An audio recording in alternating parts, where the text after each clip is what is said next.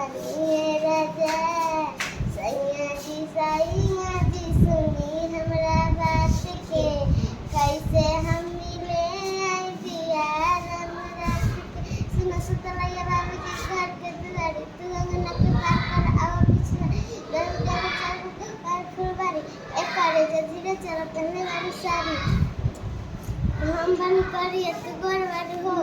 एक पिता जवन हो छल बन कर तहरा के जान बोला काहे छड़ी हो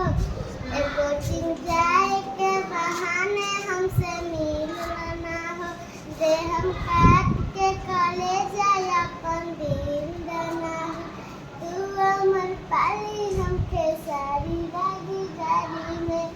एमन करे जा तू तनी लगल सारी